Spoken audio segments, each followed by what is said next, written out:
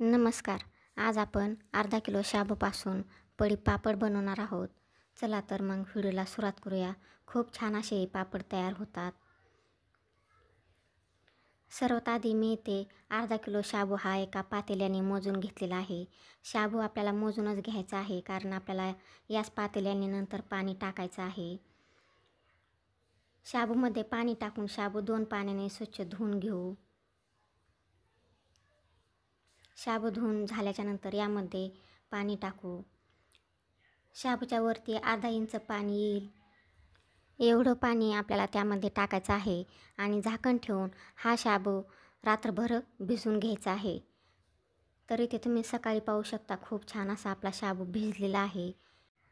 मी तुम्हाला चेक करून दाखवते. तुम्ही पाहू शकता, खूप छान असा मऊ आपला शाबू भिजलेला आहे. तर इथे मी पातेल्यामध्ये पाणी ठेवलेलं आहे. ज्या पातेल्याने आपण शाबू मोजून घेतला त्याच पातेल्याने 5 पातेले मी या पातेल्यामध्ये पाणी ठेवलेलं आहे उकळण्यासाठी. तर इथे तुम्ही पाहू शकता, पाणी उकळलेलं आहे. यामध्ये चवीनुसार मीठ आणि मी वाळलेली मिरची कुटून घेतलेली आहे ती टाकू आणि मिक्स करून घेऊ. लाल मिरचीऐवजी तुम्ही हिरवी मिरचीसुद्धा इथे वापरू शकता. तुमच्या इकडे जिरे चालत असतील तर जिरेसुद्धा यामध्ये टाकायचे आहेत. पण जिरे आपला शाबू शिजत आल्याच्या नंतर आपल्याला टाकायचे आहेत. तर आमच्या इकडे जिरे चालत नाही, तर मी जिरे काही टाकणार नाही.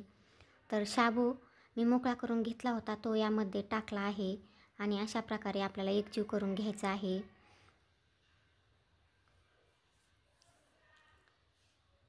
असंच हे 5 मिनटं आपल्याला सतत हलवायचं आहे. शाबू पातेल्याला खाली चिटकणार नाही. तर झाकण ठेवून 10 मिनटं हा शाबू शिजवून घेऊ. तर इथे तुम्ही पाहू शकता, 10 मिनटानंतर शाबू आपला अशा प्रकारे झालेला आहे. तर पुन्हा एकदा हे एकजीव करून घेऊ. छान असं ढवळून घ्यायचं आहे. खाली पातेल्याला शाबू चिटकणार नाही याचीसुद्धा आपल्याला काळजी घ्यायची आहे. तर पुन्हा यावर झाकण ठेवून मी 10 मिनटं हा शाबू मंद आचेवर शिजवून घेणार आहे. तर तुम्ही इथे पाहू शकता, शाबू आपला छान असा शिजलेला आहे. शाबूचा कलरसुद्धा तुम्ही पाहू शकता, काचेसारखा झालेला आहे. तर छान असा आपला शाबू शिजलेला आहे. आता आपण पापड तयार करण्यासाठी घेऊ. तर इथे मी एक मेन कापड घेतलेला आहे आणि शाबू आपल्याला गरम नाही, तर थोडासा मी थंड झाल्यावर अशा प्रकारे पापड तयार करून घेते.